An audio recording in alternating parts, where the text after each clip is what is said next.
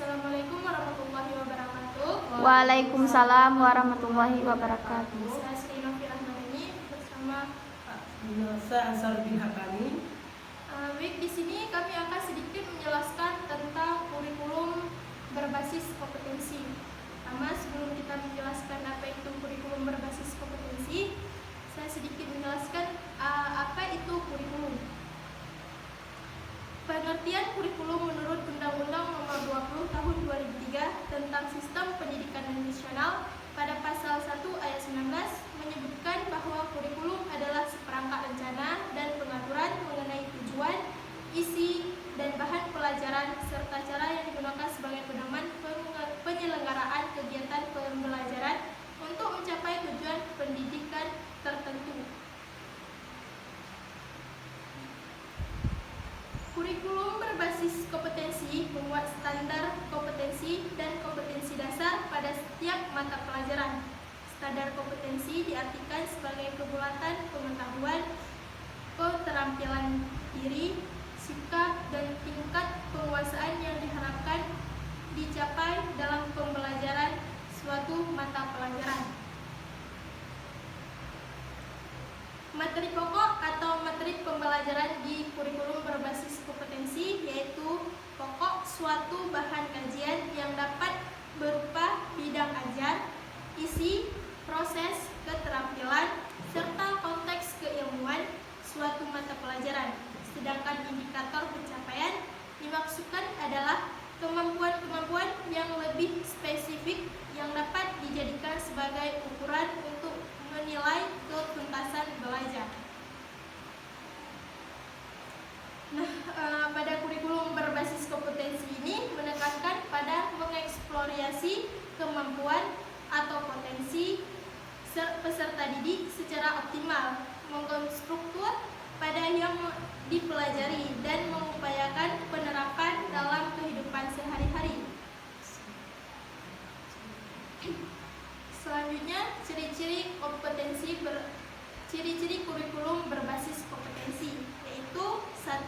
Menekankan pada ketercapaian kompetensi siswa baik secara individual maupun klasikal. Yang kedua, berorientasi pada hasil belajar dan keberagaman. Yang ketiga, penyampaian dalam pembelajaran menggunakan pendekatan dan metode yang bervariasi. Yang keempat, sumber belajar bukan hanya dari guru, tapi juga bersumber belajar yang lain yang memenuhi unsur edukasi. Yang selanjutnya, penilaian menekankan pada proses dan hasil dalam upaya penguasaan atau pencapaian suatu kompetensi.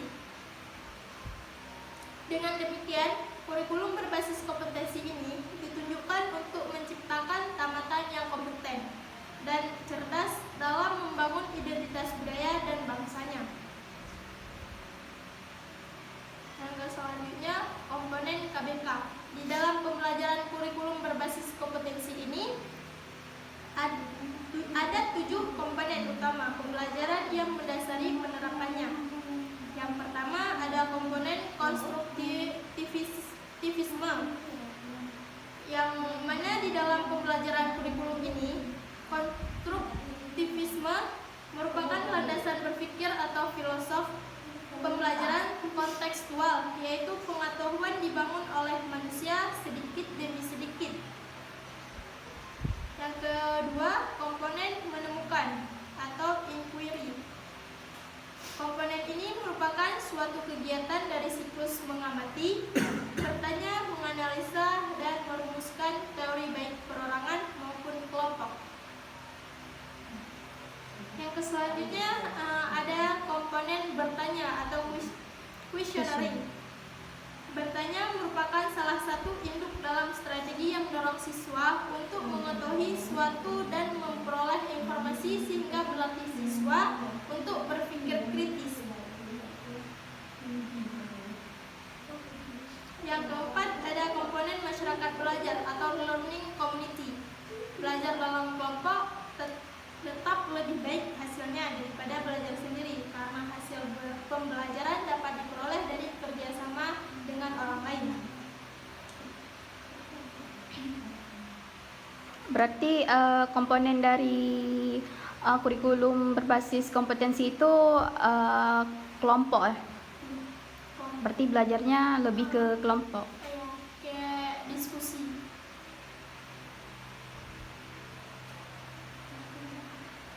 Selanjutnya yaitu kebijakan KBK. Di sini kebijakan KBK, kurikulum berbasis kompetensi, merupakan pangkat rencana dan pengetahuan tentang kompetensi dan hasil belajar yang harus dicapai siswa, seperti penilaian, kegiatan belajar mengajar, dan pemberdayaan sumber daya pendidikan dalam pengembangan kurikulum di sekolah. Selanjutnya yaitu evaluasi KBK. Evaluasi KBK ini yaitu penilaian, adalah penentuan nilai suatu program dan penemuan pencapaian tujuan yang harus dicapai oleh program. Adapun prinsip-prinsip evaluasi yaitu belajar tuntas, di mana yang dimaksud dengan belajar tuntas adalah siswa tidak diperkenalkan mengajarkan pekerjaan berikutnya sebelum mampu menyelesaikan pekerjaan dengan prosedur yang benar dan hasil yang baik.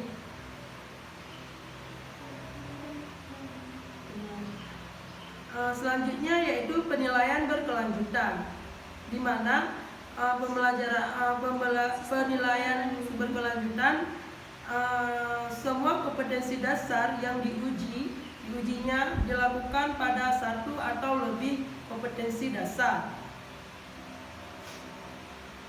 yaitu aspek psikomotor, di mana penilaian aspek ini disesuaikan dengan tuntutan kompetensi dasar yang harus dicapai oleh siswa,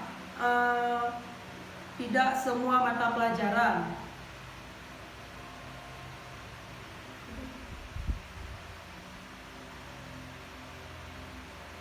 Di dalam pembelajaran kurikulum berbasis KBK ada 7 komponen. Yang pertama komponen konstruksisme, yang kedua komponen menemukan, dan yang ketiga komponen bertanya, dan yang keempat komponen masyarakat belajar, dan yang kelima komponen bermodelan, dan yang keenam komponen refleksi, dan yang ketujuh yaitu komponen penilaian yang sebenarnya.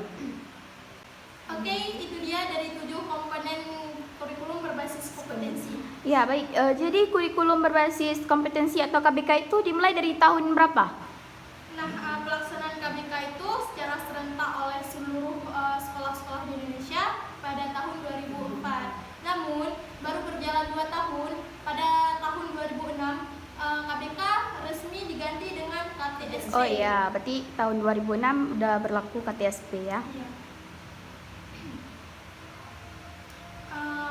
Kenapa baru 2 tahun berlakunya selama 2 tahun? Karena KBK dianggap sudah tidak sesuai dengan perkembangan ilmu pengetahuan dan teknologi, di mana bahwa peran pendidikan harus mampu mengantarkan peserta didiknya untuk hidup pada zaman mereka, serta memiliki wawasan global dan mampu berbuat sesuai dengan kebutuhan lokal. Nah, makin berkembangnya zaman kan makin berubah-ubah kurikulumnya sesuai dengan global, arus global.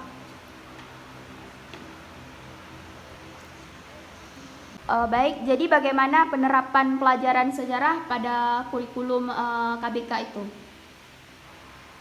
Jadi melalui kurikulum berbasis kompetensi diharapkan pengajaran sejarah mampu mengembangkan kompetensi siswa untuk berpikir secara kronologis dan memiliki pengetahuan tentang masa lalu yang dapat digunakan untuk memahami dan menjelaskan proses perkembangan dan perubahan masyarakat serta keragaman sosial budaya dalam ragam menentukan dan membentukkan jati diri bangsa di tengah-tengah kehidupan masyarakat di dunia.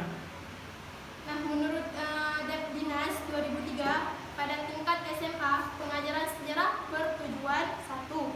Mendorong siswa siswa berpikir kritis, analitis dalam memanfaatkan pengetahuan tentang masa lampau untuk memahami kehidupan masa kini dan masa yang akan datang. Yang kedua, memahami bahwa sejarah merupakan bagian dari kehidupan sehari-hari.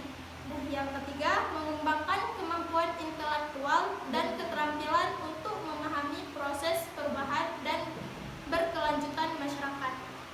Presentasi dari kami, apabila ada kesalahan kami mohon maaf. Kami akhiri, wabillahi taufiq wal hidayah. Wassalamualaikum warahmatullahi wabarakatuh. Waalaikumsalam warahmatullahi wabarakatuh.